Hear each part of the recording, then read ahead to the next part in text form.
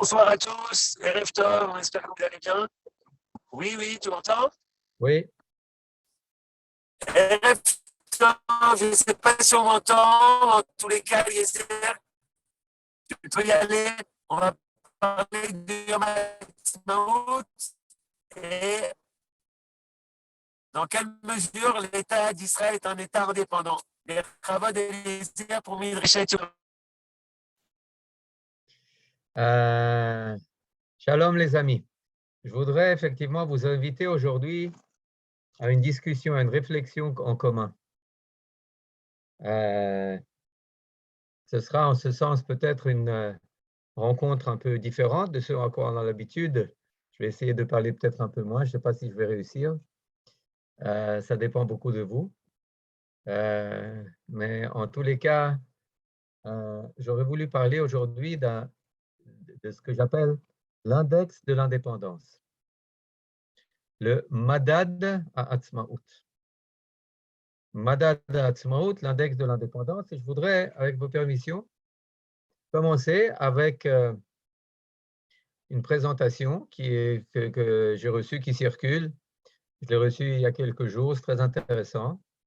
C'est une présentation sur les exploits véritablement de l'État d'Israël. Attends, oui, je n'arrive pas à le... Comment est-ce que je fais pour descendre ça?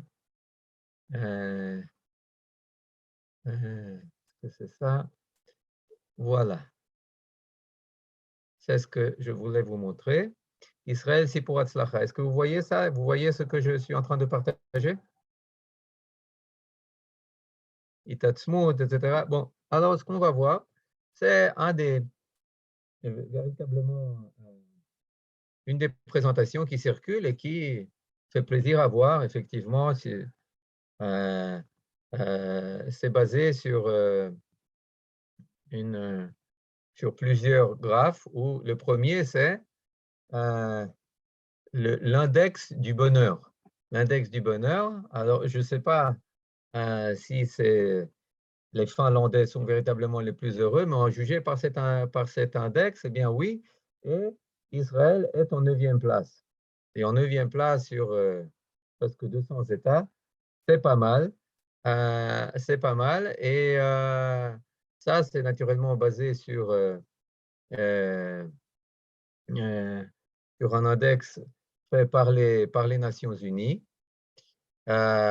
qui englobe, comme on le voit, le PIB, la longévité de la vie, la générosité, le soutien social, le sentiment de liberté, etc. Et, bon, et bien entendu, le revenu. Le revenu, maintenant, vous continuez. Si vous voulez, je peux vous passer ensuite tout ce truc. Il y a ici, en tout cas, une vingtaine de graphiques, plus intéressants et les uns que les autres. Ça, c'est au niveau du corona, du Covid, euh, sur les personnes touchées par les maladies, combien, euh, pour combien est-ce que c'était mortel par rapport aux autres États? Eh bien, en Israël, c'était pour 0,3%, alors qu'en Italie, par exemple, c'est 1,3%. Les pays de l'OECD, c'est 1,2%, très élevé. C'est-à-dire, en Israël, c'est plus de 4 fois moins. Donc, on continue, ce sont des bons chiffres, etc. Le taux de chômage après le corona, on voit que en Israël, il a sensiblement baissé. On continue, on voit sur Israël, ça c'est la croissance, le taux de croissance avec Israël qui dépasse des pays, tous les pays de l'OCDE, même les États-Unis, etc., avec près de 5,6% de croissance. Et on peut continuer le produit national, le produit, regarde, הקורונה ישראל טיפסה מקום 14, תוצר לנפש, le produit national brut par habitant. Par habitant.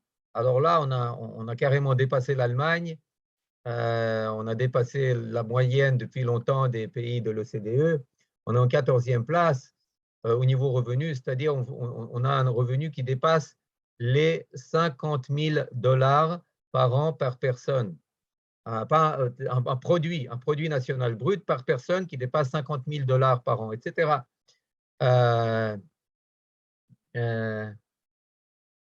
Des stabilité financière, etc. Bon, on peut continuer, c'est un truc très intéressant. Si vous voulez, je vous le fais passer et ensuite, chacun le voit pour lui. Bon, maintenant, il y a tout cela.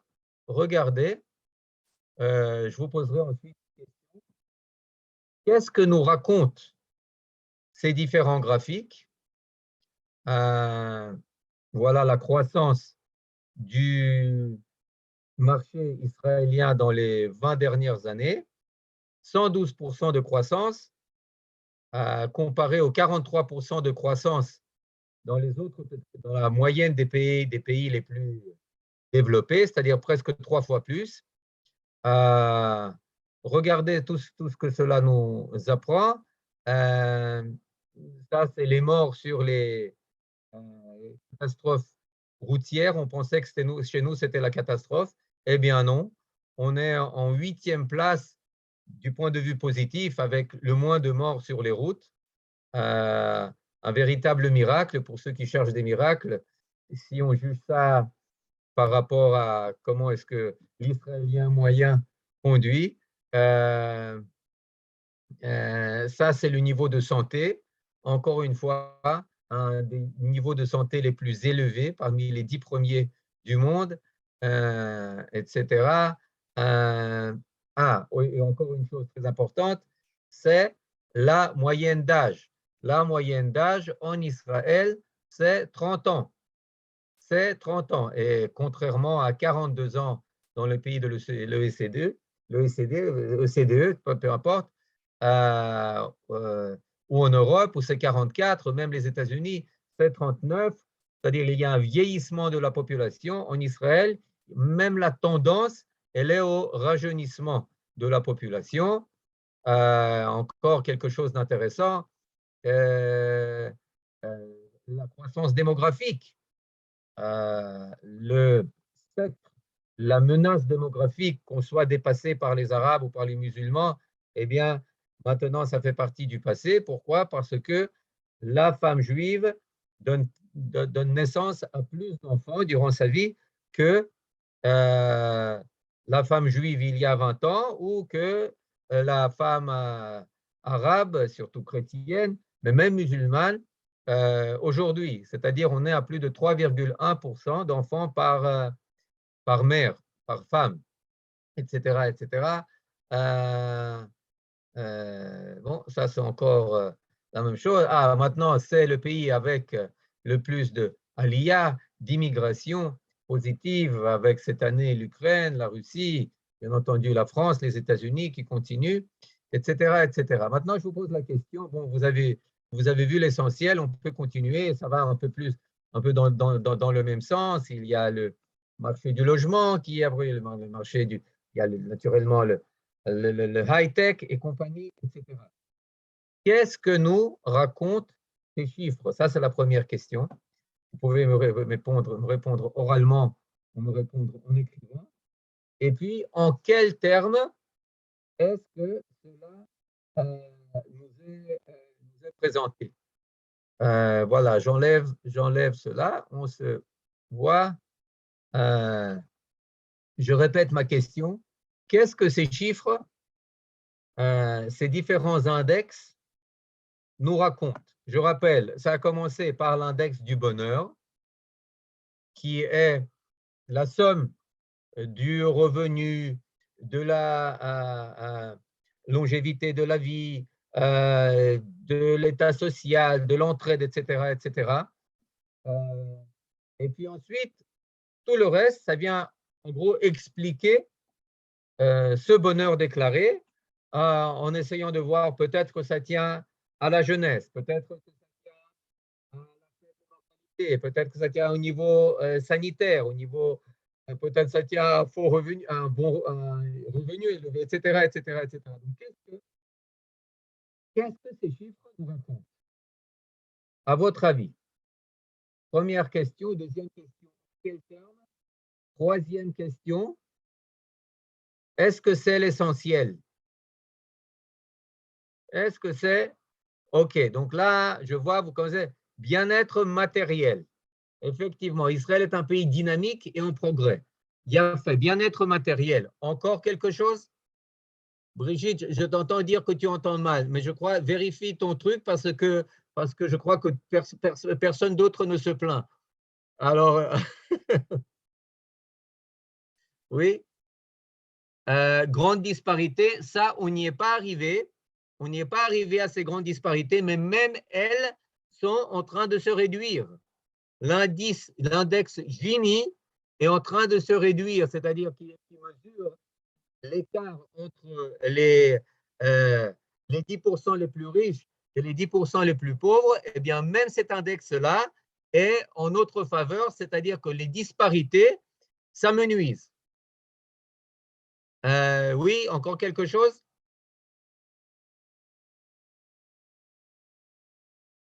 En quels termes ces données nous sont données? Bon, peut-être, je vais essayer de fermer la fenêtre, peut-être.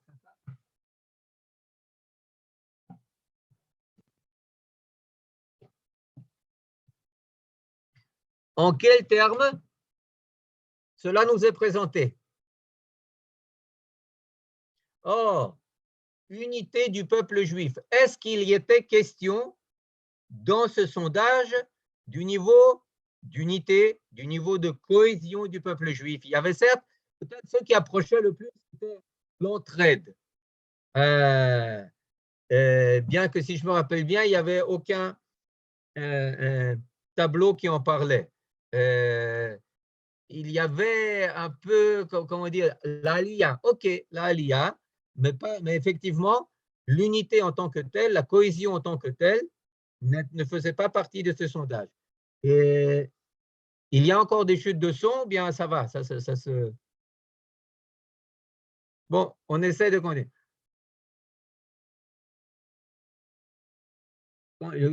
Alors, essayez de ne pas bouger. OK, je vais essayer de ne pas bouger, de parler en m'adressant à l'écran. Comparaison des chiffres en faveur d'Israël par rapport à l'international. Effectivement, il y a ici des données comparatives. Ah, il y a d'autres données dont je n'ai pas parlé, et il y a aussi des données politiques de l'ordre de puissance. Israël en tant que puissance militaire, Israël en tant qu'un des plus grands exportateurs d'armement, Israël en tant que puissance régionale avec les accords d'Abraham et aussi puissance énergétique avec Tamar, Léviathan, tous ces gisements qui ont été découverts dans les dernières décennies. Longévité liée aux guerres. Non, ce qui est intéressant, c'est que personne ne parle plus de guerre. On parle de puissance militaire, mais aucun graphique ne parlait de guerre. Rien ne parlait de guerre. Maintenant, est-ce qu'il y a le problème de unité, grande… Ouais, je crois que j'ai tout lu, ce que vous avez marqué. Je crois qu'effectivement, vous avez dit l'essentiel. Vous avez dit l'essentiel, cela mesure le bien-être matériel, cela le mesure dans des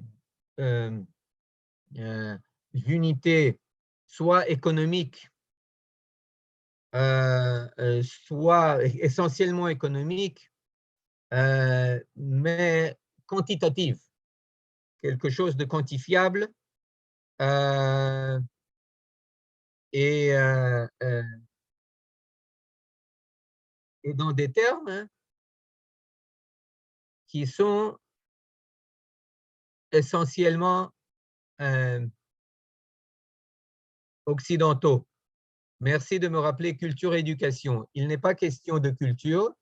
De l'éducation, il est question, mais uniquement, il y a un sondage là-bas qui parle, qui compare, qui dit que quoi qu'on en dise, les adolescents israéliens, bien, ils sont au-dessus de la moyenne des adolescents des autres pays de l'OCDE pour ce qui est des mathématiques, de l'anglais, des physiques. Si on met de côté la population des Haredim et les Avdil, la population arabe. Mais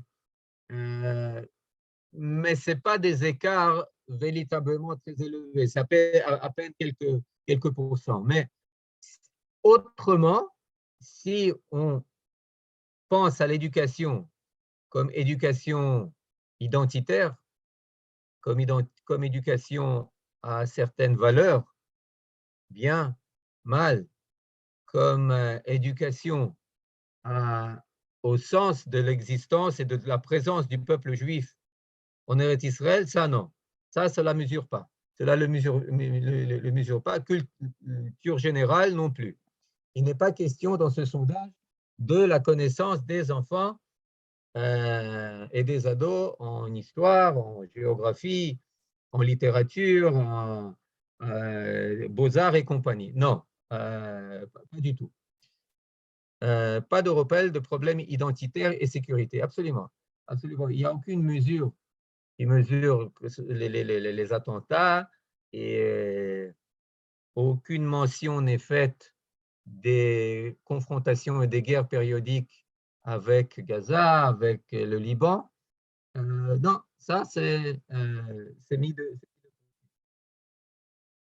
Donc, pour résumer tout ça, on peut dire qu'effectivement, c'est une présentation qui parle en termes de pourcentage, en termes de dollars, dans un langage occidental, où la valeur essentielle, en gros, eh bien, on l'a dit au début, c'est quoi? C'est le bonheur. Bon, on vit pour quoi? On vit pour être heureux. C'est ça l'essentiel. Lorsqu'on entend les personnes, on vit pour être heureux. Possibilité de voyage, etc. Effectivement, tout cela. Et puis, et ce bonheur est mesuré en termes économiques. Qu'est-ce qu'il faut pour être heureux? Eh bien, il faut avoir 5 chambres plutôt que 4. Il faut avoir un revenu de 20 000 shekels plutôt que de 15.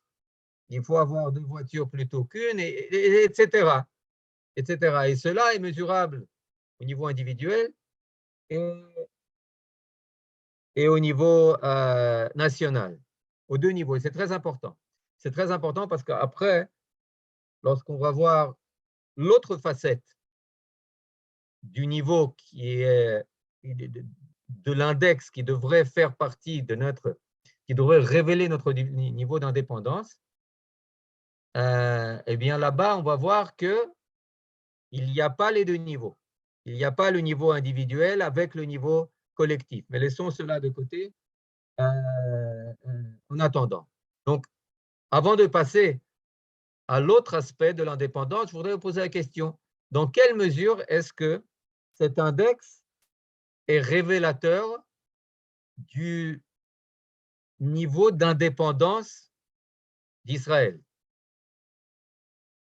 Je m'excuse de faire de cela une question rhétorique pour pouvoir plus vous donner la parole ensuite, mais là, naturellement, c'est un élément, je dirais, prépondérant de notre indépendance. Lorsque vous avez des réserves de plus de 200 milliards de dollars en devises étrangères, eh bien, ça vous laisse une très grande marge de manœuvre. Lorsque votre économie, votre marché produit pour 500 milliards de dollars par an, ça vous laisse une sacrée marge de manœuvre. Vous n'êtes pas dépendant des différentes dettes que vous avez accumulées ou de différentes hypothèques que vous devez prendre pour survivre, pour assurer votre, je ne sais pas, votre approvisionnement en blé ou en armement ou en gaz, etc. Lorsque vous avez Tamar et Léviathan, eh bien, vous n'êtes pas dépendant au niveau énergétique, etc., etc. Au contraire, c'est vous qui êtes les fournisseurs de la Jordanie, même du Liban au travers de la Jordanie. Vous êtes les fournisseurs de l'Égypte, bientôt de l'Europe avec ce qui se passe en Ukraine, Russie, etc., etc. Donc, naturellement, c'est un élément clé de l'indépendance. Le fait d'être reconnu comme une puissance régionale qui fait que vous n'êtes plus boycotté par l'Égypte, par les pays du Golfe, par le Maroc, etc. Eh bien entendu, ça fait ça a un impact sur l'indépendance, etc., etc. Mais maintenant, la question suivante, c'est est-ce que c'est la seule variable de l'indépendance? Et là, je voudrais poser la question suivante. Vous avez dit oui vis-à-vis des États-Unis. Il y a encore une dépendance des États-Unis, bien entendu. Maintenant, le nombre des enfants témoigne d'une autre positivité. Absolument. Absolument. Absolument. Très bien dit. C'est très intéressant. Et là, c'est véritablement peut-être l'aspect quantitatif qui est le plus révélateur de l'aspect identitaire, de l'aspect foi.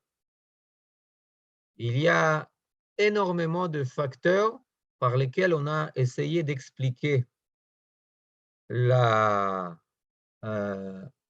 nombre d'enfants. Et sans entrer dans le détail, je crois que le facteur essentiel, c'est la foi dans l'avenir. La foi dans l'avenir, c'est ce qui fait faire les enfants. En Europe, aujourd'hui, quand on demande aux gens pourquoi vous ne faites pas d'enfants, ils disent « Oh, ça coûte cher, oh, ça prend du temps, oh, c'est difficile, oh, c'est encombrant, etc., etc. » Et puis, mais lorsque vous leur posez la question, mais pour vos parents, pour vos grands-parents, c'était moins encombrant? Vous savez, ils n'avaient pas la machine à laver. Ils n'avaient pas les pampers. Ils n'avaient pas les couches. C'est vous qui allez me dire, vous savez, ils n'avaient pas le système sanitaire, les coupatrolim à 2 pas de la maison que vous avez. Ils n'avaient pas tout le confort que vous avez. Alors, si vous étiez à leur place, vous n'auriez aucun enfant. Et eux, malgré ça, ils ont fait des enfants. Pourquoi? Pourquoi? Eh bien, la réponse, c'est qu'ils avaient foi dans l'avenir. Ils étaient prêts à hypothéquer leur présent pour leur futur. Ils étaient prêts à investir de l'effort dans le présent pour se garantir à leur famille, à leurs enfants, à leur peuple et à l'humanité un avenir. Et c'est pour ça qu'ils faisaient beaucoup d'enfants.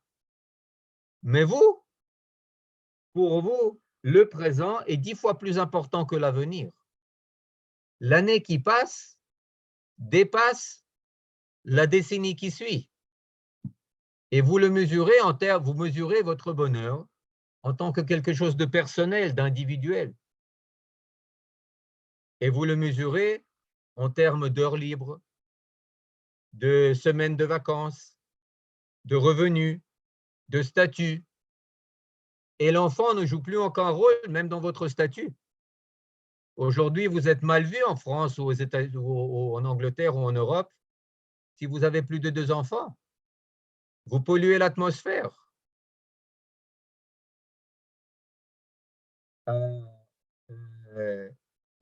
Donc là, ce que vous dites effectivement, c'est peut-être le facteur qui est le plus révélateur d'une puissance identitaire qui fait que je veux qu'elle se multiplie. Je veux donner vie à mon identité de la manière la plus concrète qui soit, en faisant des enfants.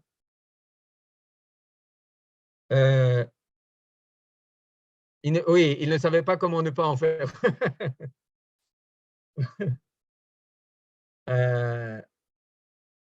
Effectivement, mais vous savez, au Japon, ça fait depuis 1948 que l'avortement est devenu légal. Et c'est le premier pays qui s'est lancé dans cette expérience folle de limiter le nombre d'enfants. C'est-à-dire, ça fait déjà 74 ans qu'on a la capacité, qu'on a un exemple d'un pays, et pas du dernier des pays, mais de limiter la natalité.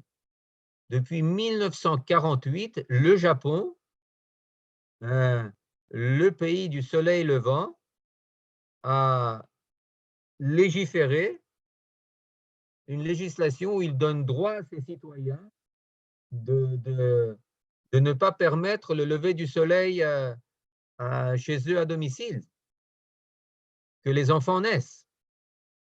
Donc, Nahon, il y a moyen de contraception, oui, plus, moins, de telle façon, etc., etc. Mais même si ça ne marche pas, eh bien, voilà, vous pouvez faire avorter. Nahon, mais pas au Japon, 1948, effectivement. Et là, on voit qu'il y a là qui commence à faire boule de neige. Mais maintenant, je voudrais poser une autre question. Revenons 120 ans en arrière. Je ne sais pas, là en 1900, en 1880, peu importe. Est-ce que le peuple juif, en 1900, a, sur telle ou telle dimension, un degré d'indépendance? Est-ce qu'on peut dire que le peuple juif est indépendant? Bon, on n'a pas d'État, on n'a pas d'armée, on n'a pas de police, on a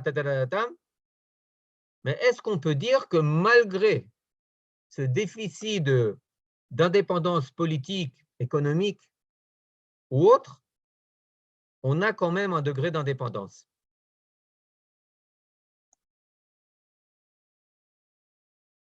Au niveau spirituel, peut-être.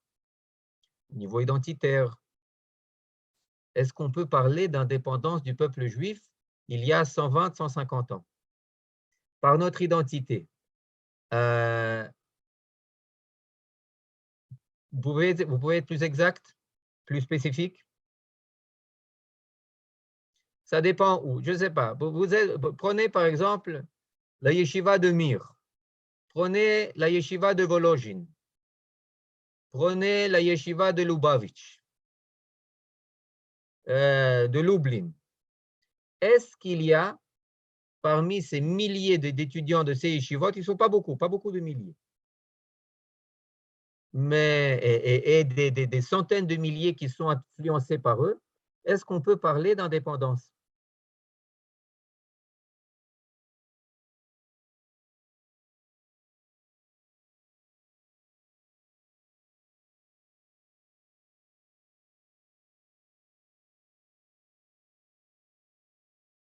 On est reconnu comme un peuple juif. Est-ce qu'il y a des mariages mixtes? Non, très peu. Très, très peu. Est-ce qu'il y a une assimilation? Prenons il y a 150 ans. Pas d'assimilation, ou très peu d'assimilation. Est-ce qu'on peut parler du peuple juif comme un peuple qui vit à part? Absolument. Au niveau géographique, pas vraiment. À part la zone de résidence ou les ghettos ou les mlach dans différentes villes d'Europe de l'Est, Afrique du Nord et ailleurs. Mais au niveau identitaire, au niveau spirituel, au niveau de la loi par laquelle il vit, au niveau de l'autonomie communautaire dont il jouit, au niveau de l'indépendance d'esprit, au niveau mental, au niveau de la manière dont il pense, effectivement, réflexion différente du reste du monde, au niveau de son inspiration vers Jérusalem. au niveau de ce qu'il dit chaque fois à la sortie de Pesach Beshana Haba Yerushalayim, au niveau de son attente et de la fermentation messianique perpétuelle. Ouais, est-ce qu'on peut parler d'indépendance? Je crois qu'on peut parler, pas seulement d'indépendance, mais je pense qu'on peut parler d'un niveau très grand d'indépendance, même si on le mesure par avec de l'argent. Comment est-ce que vous voulez aller étudier dans une yeshiva? Est-ce que vous avez une bourse? Généralement, vous n'avez aucune bourse. Bien qu'il y ait des nouveautés qui ont été introduites à Mir, à Volojin. Mais vous vivez, vous habitez, vous étudiez du matin au soir, vous logez chez une famille juive qui vous accorde un lit, même pas une chambre, un lit, en échange de quoi vous enseignez hébreu, Torah, Mishnah, à Gemara, à ses enfants. Vous mangez le dimanche chez la famille Lévi, le lundi chez la famille Horowitz, et le mardi, vous jeûnez. Le mercredi, vous revenez, etc., etc. C'est-à-dire qu'il faut une capacité invraisemblable de sacrifice de soi. Maintenant, qui est-ce qui finance tout cela? Qui est-ce qui finance les Talmud Torah? Qui est-ce qui finance les Cheder? Qui est-ce qui finance les Yeshivot, la communauté? Qui est-ce qui finance l'entraide? Qu'est-ce qui finance l'aide aux pauvres, aux orphelins, aux femmes comment dire,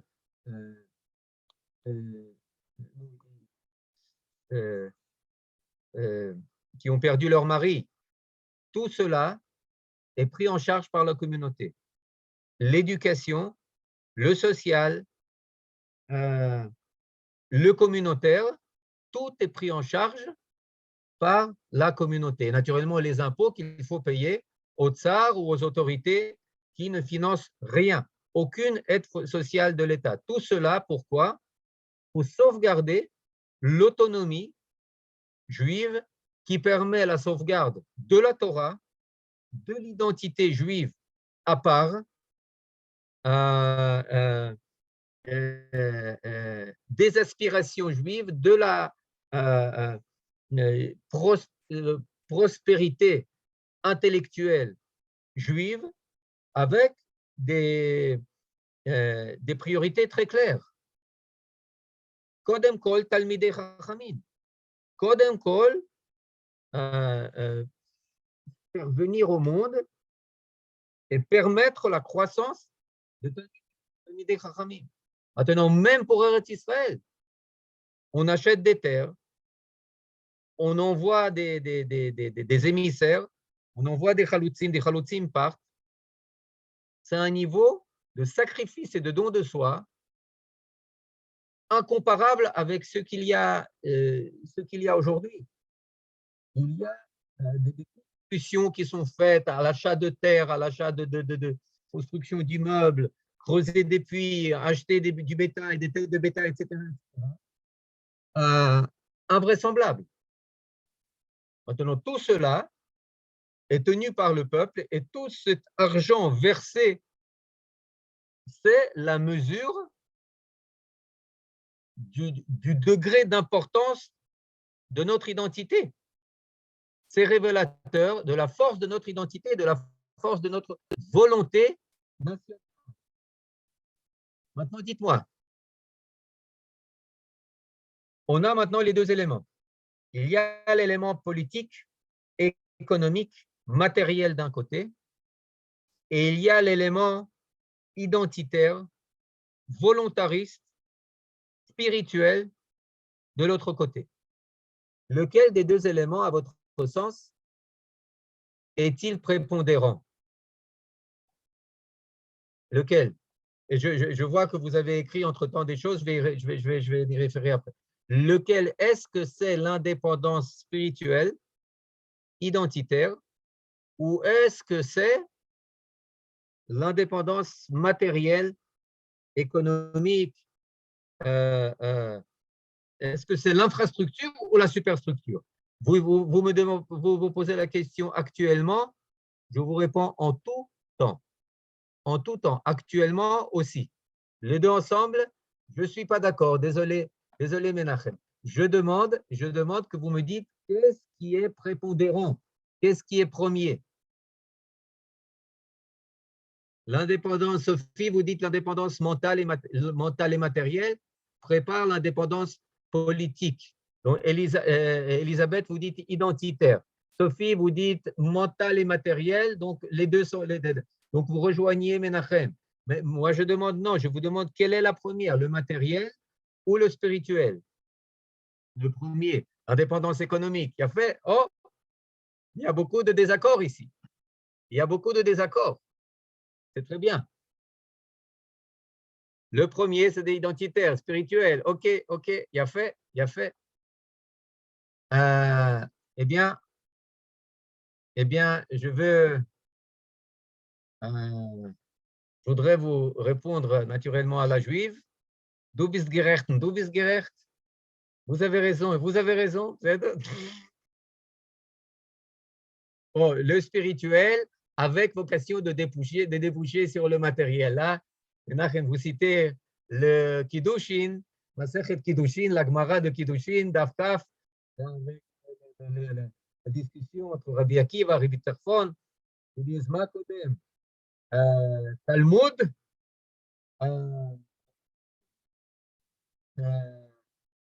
Talmud ou Maaseh, l'action ou l'étude. Pour finir, Rabbi Akiva il dit Talmud, Talmud, Mevil Yadei Maaseh. C'est le Talmud, l'étude qui amène au matériel. Il y a fait, Mamash, Kol HaKavod. Kol HaKavod, le spirituel, le matériel. Vous sent facilement une régression du spirituel. Oui, on est en plein dedans. En Irchem en Torah. Lo Ivanti. Mashiach Yosef et après David. Il y a fait Mashiach ben Yosef, Mashiach ben David. Il y a fait, c'est-à-dire que il y a fait. Génial, génial. Kol HaKavod. Eh bien, je voudrais citer un professeur que j'aimais beaucoup, qui nous a quittés il n'y a pas longtemps, professeur Eliezer Schweib, qui était professeur comment dire, Marchevet Israël, et puis il n'était jamais qu'un professeur, qui était avant tout un méchanech, un éducateur, qui ne renonçait jamais à traiter, à privilégier le monde économique de la tour d'ivoire, et reléguer au second rang les affaires brûlantes. C'est-à-dire, il était pour lui, la pertinence, c'était quelque chose de très, très important. Il a dit une chose très, très intéressante. Il a dit que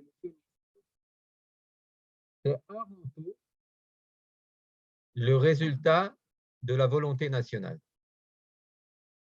C'est avant tout un effort de volonté nationale. C'est un effort spirituel.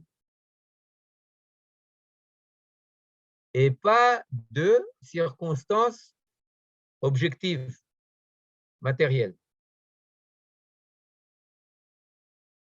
Pour donner des exemples,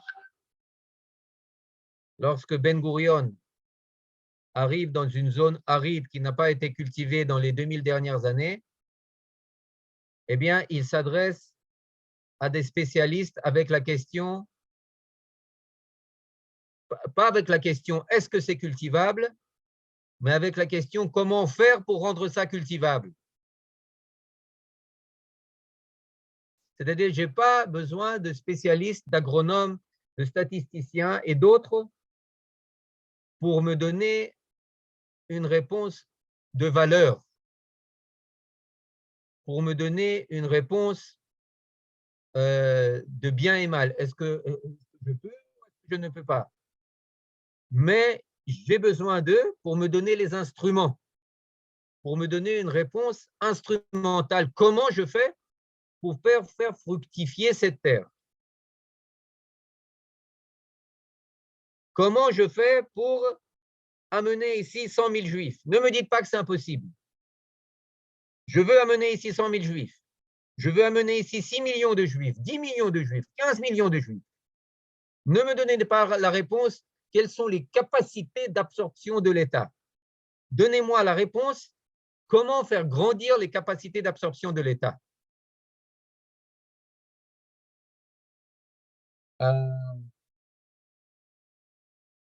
Ce qui me guide, le vecteur directeur, c'est ma volonté.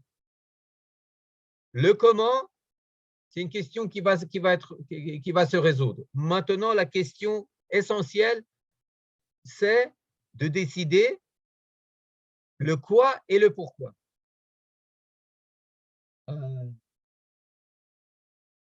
Maintenant, on peut dire, mais c'est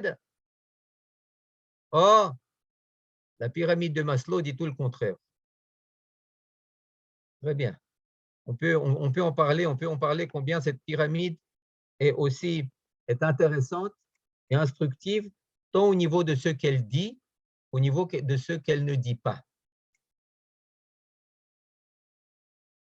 Je ne sais pas, je préfère… Et puis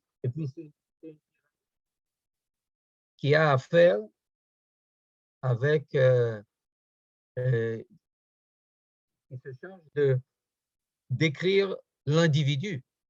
Est-ce qu'elle est aussi applicable au collectif? Je ne sais pas. Je laisse de côté même les phrases que Lo al alechem levado yichye adam, ki akol motza pi Hashem yichye adam. C'est-à-dire, au niveau individuel, la Torah dit, bien sûr que on peut dire en kemach en Torah, mais de notre côté, c'est-à-dire il n'y a pas de séparation à l'occidental, à la grecque, à la chrétienne, entre le spirituel et le matériel. Mais il y a un rapport de priorité de l'un sur l'autre.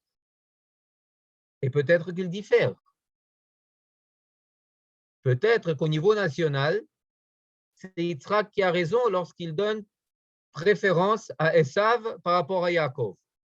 Parce qu'il sait qu'à la base, il doit y avoir l'agriculture, il doit y avoir la chasse, il doit y avoir la guerre, et ensuite viendra Yaakov. Peut-être qu'au niveau chronologique, ce qui doit primer, effectivement, comme vous l'avez dit, c'est le matériel. D'abord, c'est Moshiach ben Yosef.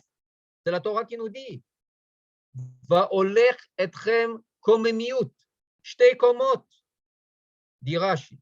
Komemiut, 2 étages. Premier étage, Ben Yosef, matériel. Deuxième étage, Ben David. Okay? Est-ce que c'est la même chose au niveau individuel? Je ne sais pas, il faut le voir, je ne pense pas. Une personne peut se contenter de très très peu au niveau matériel. Mais une personne ne peut pas se contenter de très très peu au niveau spirituel. Elle ne peut pas. Elle peut vivre dans un 2 pièces avec une mode de pain, un peu d'oignon, etc. Ça suffit. Objectivement, c'est prouvé. Au niveau spirituel, si on ne veut pas devenir une bête, eh bien non, on a besoin de bien plus que ça. On a besoin de bien plus que ça. Lisez le Rambam, combien de temps on doit réserver à la Parnassa par rapport au temps qu'on doit réserver à la Torah.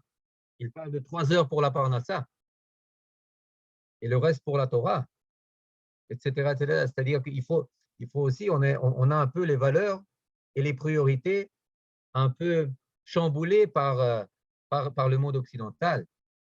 Le monde juif, l'emploi du temps individuel, il doit être différent de ce à quoi on est habitué aujourd'hui. Le workaholisme, ce n'est pas une valeur juive. Je ne sais pas si on peut dire comme ça en français. Workaholism, euh, euh, être au travail du matin au soir. Non, il faut être à la Torah du matin au soir, au Kodesh du matin au soir. C'est autre chose. Mais ça, c'est des choses auxquelles on pense même plus. Pourquoi? Parce que, bon, c'est ça, de côté. Maintenant, je reviens au professeur Schweitzer. Il continue et il dit que, vous savez, et ça, c'est une donnée, quoi qu'on dise Maslow, c'est une donnée constante dans le peuple juif. Il ne peut jamais se reposer sur ses lauriers.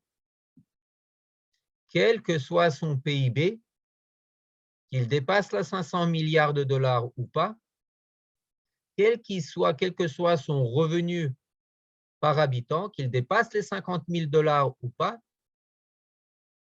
à la base, l'identitaire doit toujours être plus fort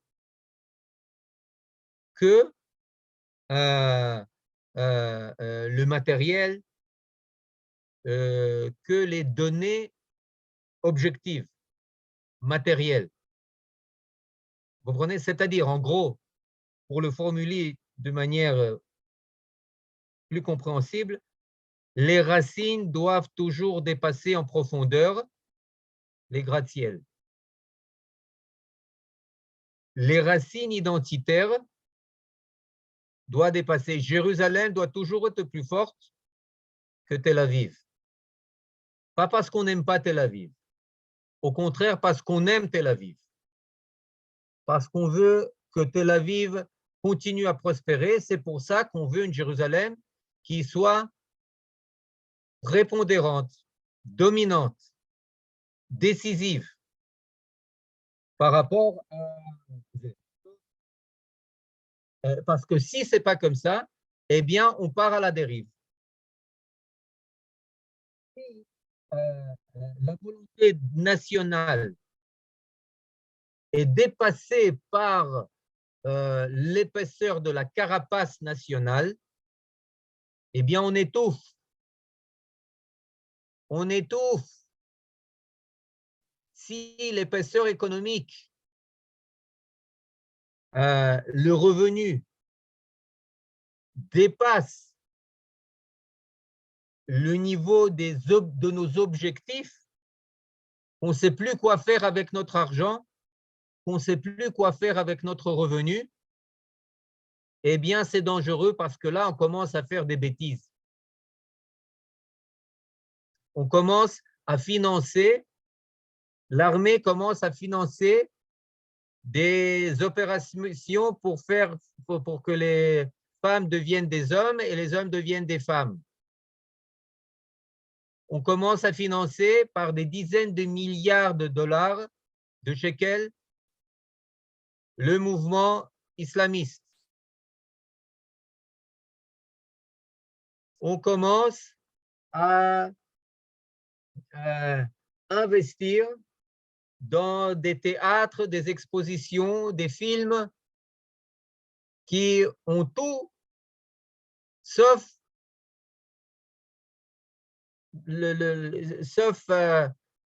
élevé, etc., etc. Notre éducation a l'air de ce qu'elle a. Bon, et on peut continuer de plus en plus. Vous comprenez? Pourquoi? Pourquoi? Le matériel, eh bien, il a pris le dessus sur le spirituel. Et alors, on peut faire des compromis sur l'honneur national, mais pour sauvegarder le confort national. Qu'est-ce qui prime, l'honneur national ou le confort national? Ouais, je n'aurai pas le temps de dire tout ce que je voulais, c'est pas ça. Maintenant, je voudrais quand même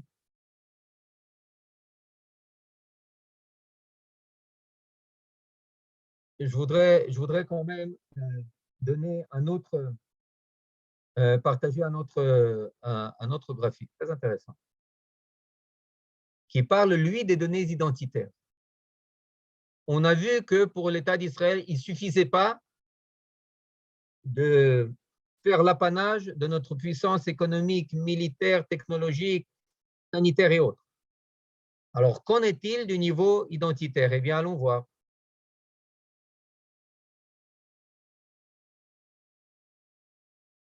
Voilà, vous voyez ce que je vous montre? Je vais l'expliquer. Je ne l'ai pas traduit. Ça, c'est un sondage très, très poussé qui a donné lieu à un livre qui est paru il y a 4 ans. Yahadout israélite, judaïsme israélien, par Shmuel Rosner et Camille Fuchs. Shmuel Rosner, c'est un chercheur. Camille Fuchs, c'est un sondeur dans l'Institut Jewish People Policy Institute, l'Institut de la politique du peuple juif, qui est, il est basé à Jérusalem. C'est un truc très intéressant. Bon, on peut être d'accord, on ne peut pas être d'accord, mais là, les données elles sont très intéressantes. Il donne les choses suivantes. L'ifne akol, tarshim echad viday, qu'est-ce qu'ils disent? D'ailleurs, vous pouvez entrer, vous pouvez faire le sondage. Vous pouvez faire le sondage, si vous voulez, je vous envoie l'adresse du site et vous pouvez le voir. Ça, c'est au niveau identitaire. Ils ont déterminé les axes essentiels de l'identité israélienne. Premier axe, c'est l'axe vertical, l'axe tradition, l'axe judaïsme, on pourrait l'appeler, judaïsme traditionnel. Vers le haut, c'est Yoter Masoret, les gens veulent plus de tradition. Vers le bas, Pachot Masoret. L'axe horizontal, c'est l'axe national ou nationaliste ou patriotique. Vers la droite, c'est Yoter Leumiut. Vers la gauche, j'essaie d'augmenter un peu, bon, c'est le plus que je peux faire. Vers la gauche, c'est moins de fierté nationale, moins de symboles nationaux, etc., etc. Eh bien, regardez, il y a une chose très, très intéressante. C'est un truc que moi aussi, je l'ai fait, je l'ai rempli, vous pouvez le remplir. Vous pouvez remplir ce sondage, lorsque vous entrez sur leur site, vous pouvez le faire. C'est très intéressant. Là, ce que vous trouvez, eh bien, c'est que 55% des Juifs israéliens, ils se définissent dans le carré religieux national. Plus de religion et plus de nationalisme. 55%.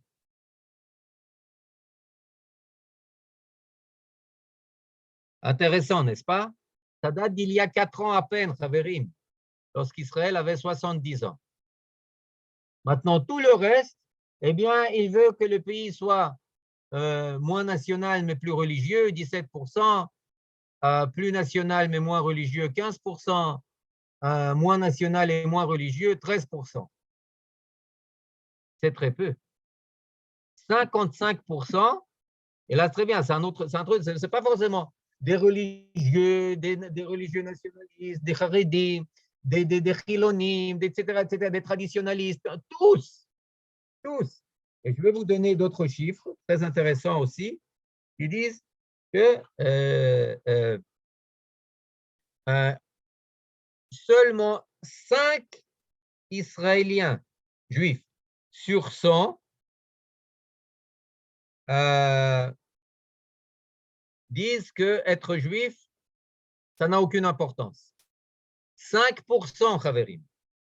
5% disent qu'il n'y a aucune importance à être juif. 9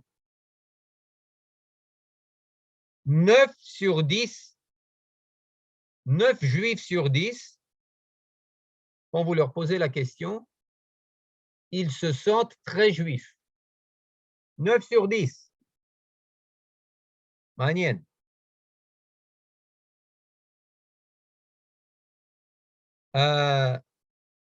Troisième question, celle de l'assimilation. 9 juifs sur 10 en Israël sont persuadés que leurs enfants seront juifs et que leurs petits-enfants seront juifs aussi.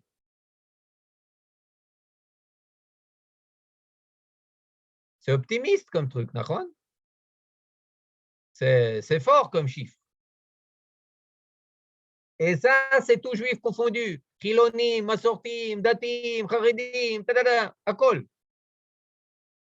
Il y a encore beaucoup d'autres chiffres, mais ça va, on va en rester là. On va en rester là. Maintenant, si vous voulez après, j'envoie ça à Johan, j'envoie tous ces trucs, aucun problème, je peux les envoyer maintenant. Besséder? Les gars, voilà. Pas besoin de recopier. Maintenant, donc, on est en bonne route, on pourrait dire. On est bien parti.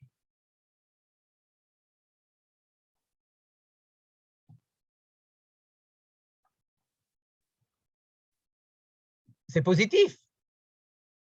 C'est des données qui font tomber en pièces beaucoup de préconçus qu'on pourrait en voir lorsqu'on juge de notre réalité uniquement par la presse.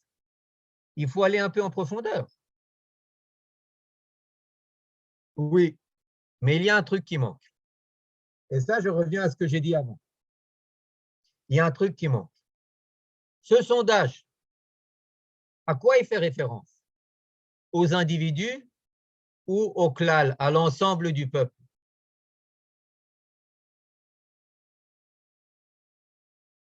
Il mesure le degré de judaïsme de Moïse et de Sarale et de Ruchele et de Rouvik.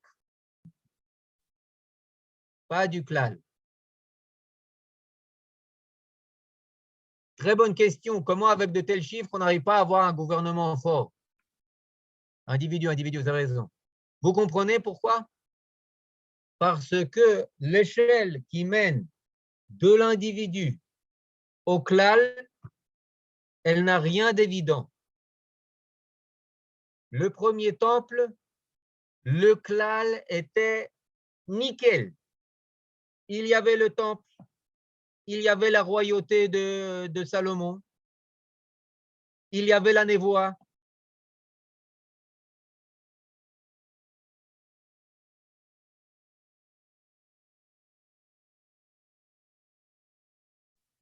Oui, qu'est-ce qui se passe?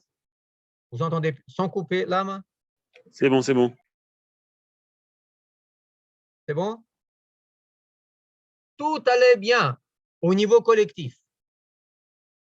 Vous entrez dans la maison de chaque juif ou de presque chaque juif, qu'est-ce que vous y trouvez? Des idoles, des avodazara, son petit, comme on dit, sa petite bama, etc., etc. Au niveau individuel, la catastrophe. Deuxième temple, l'inverse. C'est-à-dire, deuxième temple, au niveau individuel, ça a été réparé, c'est pour ça qu'on est revenu, l'aspect individuel, c'est la halakha, chacun sait quoi faire au moment qu'il ouvre les yeux jusqu'à ce qu'il les ferme, comment se laver les mains, netilat yadayim, birkat hamazon, tfila, shmona esre, akol barur, tfila, tarat hamishpacha. On parle au deuxième temple, Partsa, Tehara, tout le monde se purifie, des mikvaot partout, etc., etc., etc. Alors pourquoi ça flanche? Au niveau collectif, c'est la kata. Pourquoi? Parce que chacun est plus tzaddik que l'autre. Alors je vais lui casser les dents. Et c'est la sinatrinam. Yof. Donc on voit que le niveau individuel et le niveau collectif, c'est deux niveaux différents qui méritent chacun un rapport et un rapport à soi. Et là, ce que je veux dire, c'est que cet index identitaire, lorsqu'on parle d'identité juive en Israël, on parle d'identité au niveau individuel. surtout, essentiellement.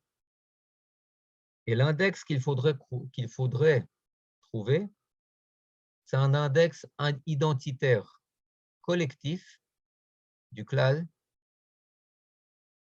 et qui n'est pas seulement économique. L'index Beth David, l'index de Jérusalem, l'index qui mesure la fierté nationale, l'index qui mesure la cohésion nationale, l'index qui mesure le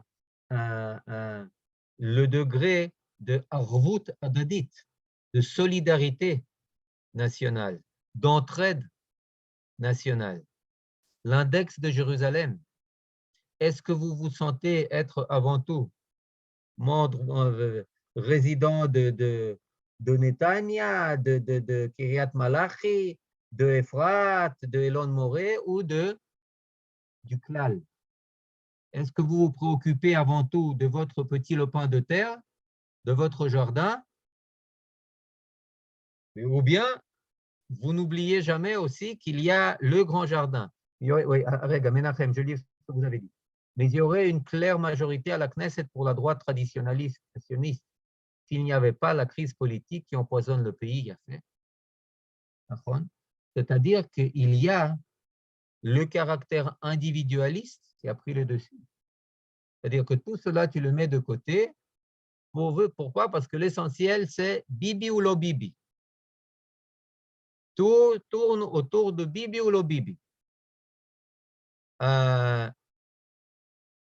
Cet index semble fluctuant. Cet index, chers amis, n'existe pas. Je vous donne un scoop. Il n'y a pas de tels index. Il y avait l'index de la Chakikat sionite, c'est-à-dire de la législation sioniste. Je ne sais pas s'il existe encore. Il y a l'index de Shalom, de la paix. Il y a l'index de la démocratie. Il y a l'index du pluralisme. Il y a tous les index économiques et matériels qu'on a vus.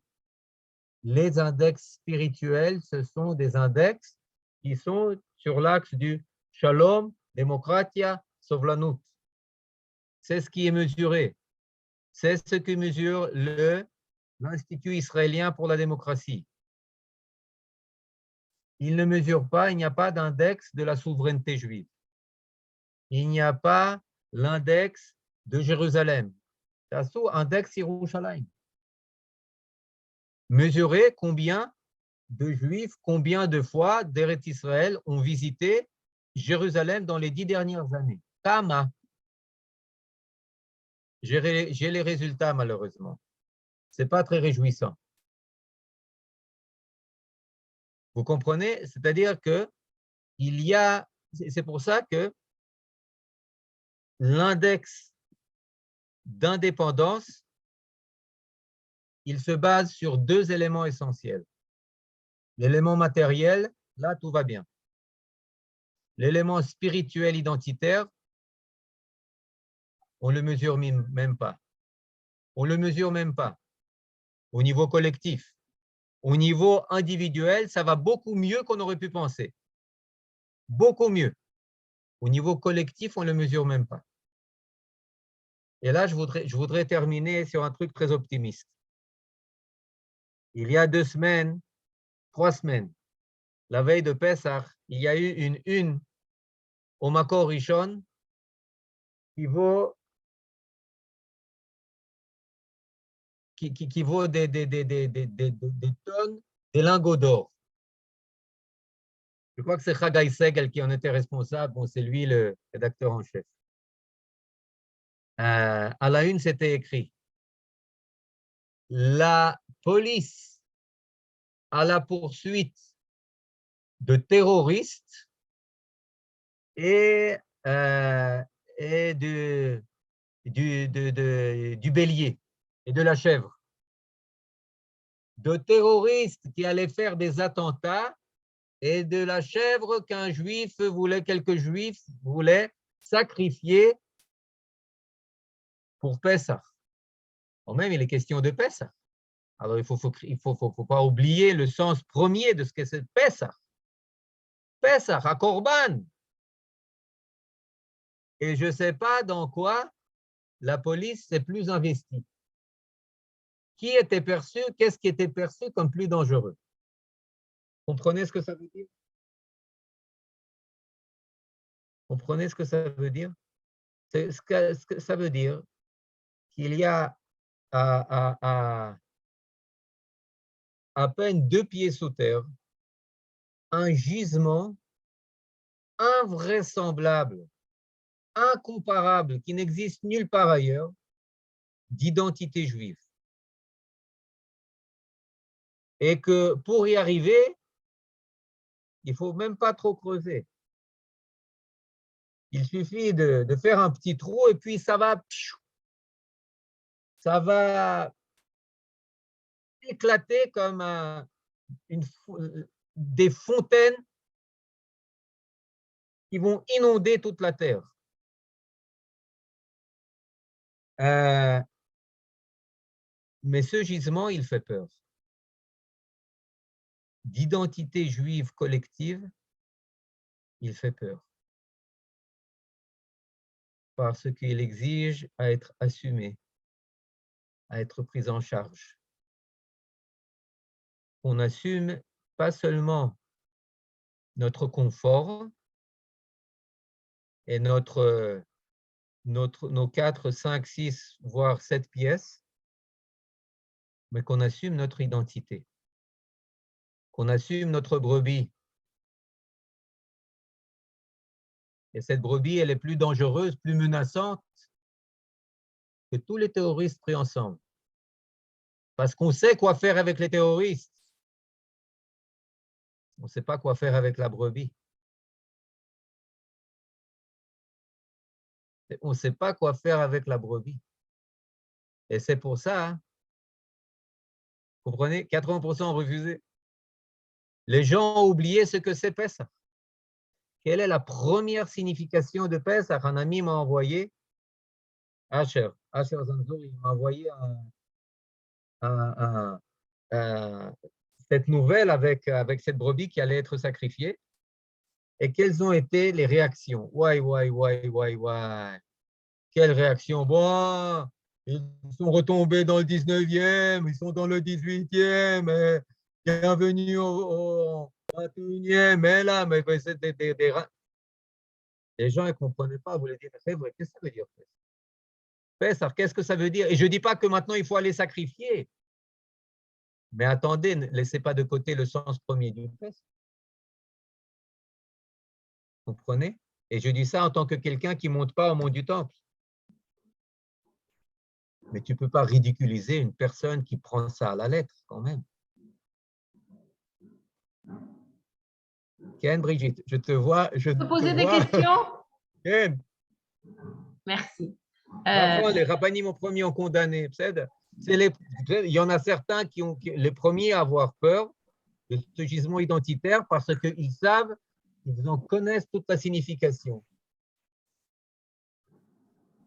Bon. Vous entendez peut-être des bruits Nous, de... on entend tous les... Ah oui, c'est terrible. C'est terrible, les tirs sur Arabait, maintenant on entend vachement. Oui. Ils sont en train de... Daniel et moi, on est dans la vieille ville, on entend. Oui, c'est vrai. Oui, wow. Oui, maintenant, énorme. Wow. Bon, c'est bon.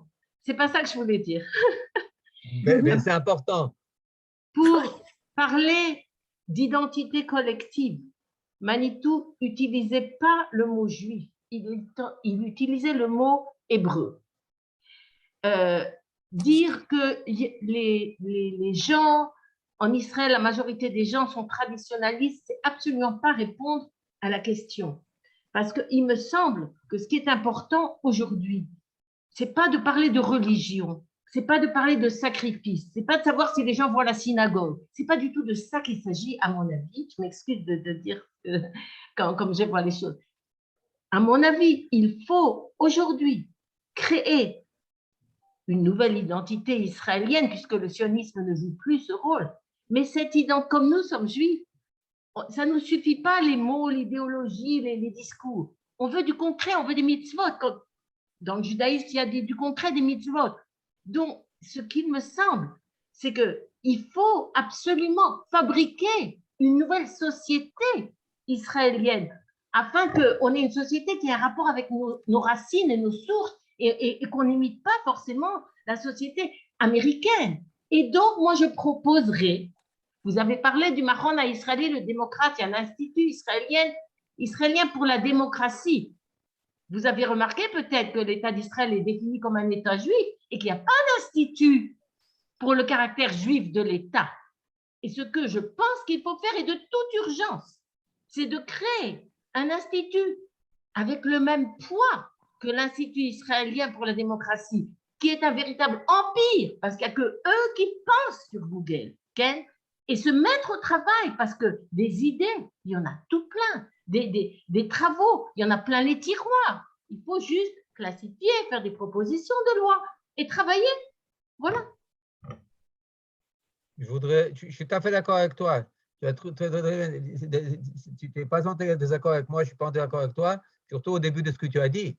Surtout au début de ce que tu as dit, parce que tu as dit que le fait que la majorité soit des traditionnalistes n'a aucun impact sur l'identité collective. Absolument, c'est ça, c'est ce que j'ai dit. C'est ce que j'ai dit. Maintenant, créer, je ne suis pas d'accord. Elle est toute là, cette identité.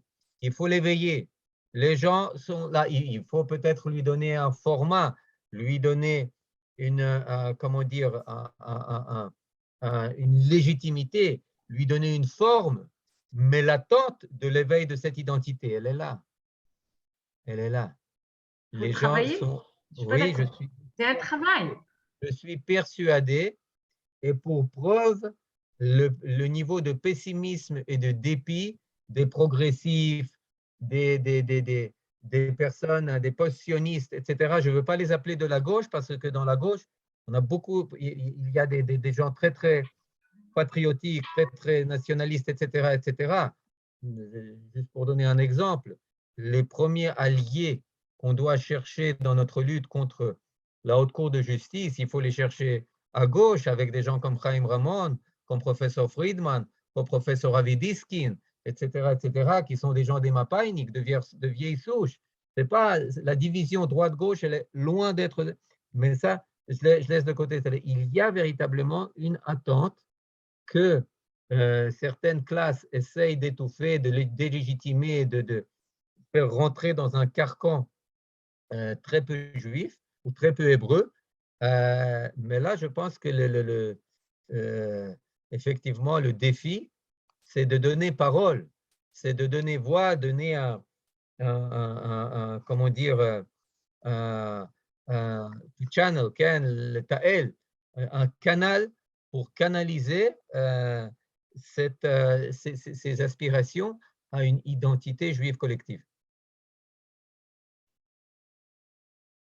Elisabeth, ça fait que 75 ans que nous sommes en Israël, notre identité galoutique individuelle, regarde, domine encore Nachon, donc ce qui doit être modifié, adapté, entendu, on ne peut pas faire un atek adbek, un copier-coller du judaïsme galoutique ici. Bien sûr qu'il doit être à un niveau collectif, à un niveau plus adapté à Torah Teret Israël. Un sens du mot de Pesach au-delà de notre identité. Hein?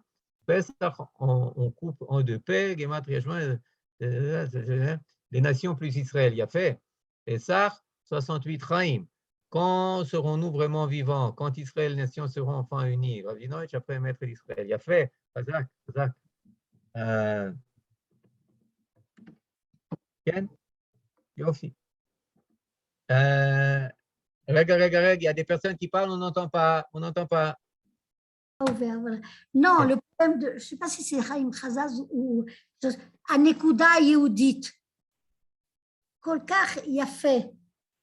Il parle que chaque juif en lui-même, il y a une Nekuda Yehudit qui est profondément ancrée chez lui. Et ils ont beau tourner tout ça, ça se dévoile, ce que vous avez dit, il faut un peu gratter pour la trouver. Et moi, je suis optimiste en tout cas. Bezrat Un Hashem. poème, un très beau poème, un très très beau poème. Et- Ça coule